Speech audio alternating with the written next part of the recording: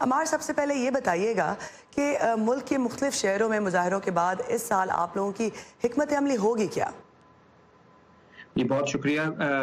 ایک تو یہ ہے کہ پہلی بار بہت عرصے میں یہ بات کم از کم مانی ہے حکومت نے کہ یونین سازی جو ہے وہ آئینی حق ہے۔ اسی طرح جس طرح لوکل باڈیز جو ہیں، اسی طرح جس طرح پارلیمنٹ جو ہے وہ ایک بنیادی آئین حکومتوں کی ریاست کی ذمہ داری ہے کہ نمائندگی ہو لوگوں کی، اسی طرح یہ یونیورسٹیز کی ذمہ داری ہے۔ یہ جو 93 کی ججمنٹ ہے سپریم کورٹ کی، اس کے مطابق بھی یہ ذمہ داری تھی کہ وہ ایک نیا فریم ورک لے کر آتے جس کے تحت یونین سازی کا حق دیا جاتا اسٹوڈنٹس کو، اور 25 30 35 سالوں سے اس پہ بات کرنا ہی ایک طرح سے جرم ہو گیا تھا۔ آج بہت عرصے بعد ہر پولیٹیکل پارٹی یہ کہہ رہی ہے کہ یونین جو ہے وہ حق ہے، اور ہم تو پتہ نہیں کب سے یونین کی بات کر رہے ہیں، لیکن وہ مانے اس لیے ہے کیونکہ ہزاروں جو طلباء طالبات پورے پاکستان میں نکلے ہیں انہوں نے اپنی بات منوائی ہے۔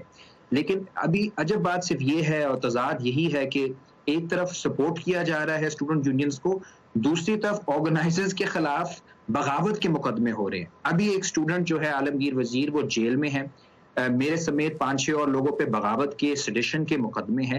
تو ایک بڑا ہی ایک دوغلی سی پالیسی ہے کہ ایک طرف کہا جا رہا ہے کہ جی بالکل بہت اچھا ہے، ہمارے نوجوان ہیں، ہمارا یوتھ ہے، ہمارا مستقبل ہے، لیکن ساتھ ہی ساتھ جو اس مستقبل کے لیے بات کر رہے ہیں، جو اس کو منظم کرنے کی کوشش کر رہے ہیں، ان کو ہراساں کیا جا رہا ہے۔ تو بہرحال ابھی جدوجہد ختم نہیں ہوئی، یہ سال بھی جدوجہد کا سال ہوگا، کیونکہ نہ صرف یونینز چاہیے ہیں بلکہ ایسی یونینز چاہیے جو حقیقی معنوں میں لوگوں کی، اسٹوڈنٹس کے ایشوز کی نمائندگی کریں، نہ کہ ان کی پاکٹ یونینز ہو۔ یہ بتائیے جی عمار، یہ بتائیے کہ آپ پر جو آپ نے کہا بغاوت کے مقدمے ہیں، تو اس میں حکومت نے کیا موقف اپنایا ہے کہ کس طرح آپ اسٹوڈنٹس نے بغاوت کی ہے؟ دیکھیے وہ حیرانگی والی بات ہے، کیونکہ اس میں انہوں نے نہ صرف اسٹوڈنٹس پہ بلکہ میں ٹیچر ہوں، میرے پہ اقبال لالا جو مشال خان کے والد صاحب ہیں جو آئے تھے اس مارچ کے لیے لاہور خصوصی طور پہ، ان کے اوپر یعنی انہوں نے رینڈملی لوگوں پہ رکھا ہے، اور بات انہوں نے یہ کیا کہ جی کیونکہ وہاں پہ اسٹوڈنٹس نے سیکورٹائزیشن کے خلاف بات کی تھی، جو کیمپس پہ سیکورٹائزیشن ہو رہی ہے، تو یہ تو بغاوت کے زمرے میں آتا ہے۔ اب بدلا کہے کہ یار اگر کسی ادارے کے اگر وہ اپنی حدود سے نکل رہا ہے اور یونیورسٹیز کے اندر آ رہا ہے، اس کے اوپر کوئی اگر تنقید کرتا ہے کہ کوئی اپنی رائے دیتا ہے، تو وہ بغاوت کیسے ہو گئی؟ آپ مطلب بغاوت کے لیے تو کوئی پلان ہونا چاہیے نا، کہ ہم مال روڈ پہ جب آئے لاہور میں تو ٹینک بھی ساتھ لے کر آتے، گنز لے کر آتے۔ آپ نے تقریر کرنے پہ، آپ نے گفتگو کرنے پہ آپ نے بغاوت کے پرچے کر دیے۔ اس حساب سے تو پھر آپ روز اینکرز کو دیکھ لیں، وہ پارلیمنٹ کے بارے میں یا پارلیمنٹیرینز کے بارے میں کیا کہتے ہیں۔ کہ میں نے اپنے جو ڈی آئی جی انویسٹیگیشن ہے ان کو بھی یہ کہا کہ سر آپ ذرا لگائیں ٹی وی اپنا اور دیکھیں آپ کے ادارے کے بارے میں لوگ کیا کہہ رہے ہیں، ہمارے ادارے کی بات الگ ہے۔ صحیح عمار، یہ بتائیے گا کہ ماضی میں اور آپ کے مخالفین یا اسٹوڈنٹ یونینز کے مخالفین یہ کہتے ہیں کہ ماضی میں جب اسٹوڈنٹ یونینز میں اثر و رسوخ کی جنگ بڑھی تو تشدد بھی بڑھا، تو جسے عوام میں کچھ حلقوں میں غصہ یا جسے کہتے ہیں کہ خوف بھی پایا جاتا ہے۔ تو آج کی یونیورسٹیز جو ہیں وہ کیسے، یہ طلبہ تنظیمیں جن کا آپ مطالبہ کر رہے ہیں، وہ کیسے اس بات کو یقینی بنائیں گے کہ تشدد کی راہ دوبارہ نہ اپنائی جائے؟ دیکھیے ایک تو پہلی بات یہ کہ تشدد آلریڈی ایگزسٹ کرتا ہے کیمپسز میں، ورنہ مشال خان شہید کا واقعہ نہ ہوتا، ورنہ جو بلوچستان یونیورسٹی میں ہراسمنٹ کا کیس ہے وہ نہ ہوتا، اور متحد میں نے پنجاب یونیورسٹی پڑھایا ہے، وہاں پہ روزمرہ لڑائیاں ہوتی ہیں، وہ یونین نہ ہونے کے باوجود ہوتی ہے۔ یہاں پہ لوگ یونین اور تنظیم کو بھی کنفیوز کر دیتے ہیں۔ یونین جو ہے وہ الیکٹڈ باڈی ہے، تنظیم اور یونین میں وہی فرق ہے جو کسی پولیٹیکل پارٹی اور پارلیمنٹ میں فرق ہے۔ الیکٹڈ باڈیز نہیں ہیں، یونینز نہیں ہیں پاکستان میں۔ ہاں ظاہر ہے ایز اے ٹیچر میں نہیں چاہوں گا کہ لوگ ایک دوسرے کے گلے کاٹ رہے ہوں، آپ کوئی لاہ عمل بننا چاہیے، کوئی فریم ورک بننا چاہیے، یہی سپریم کورٹ نے کہا ہے۔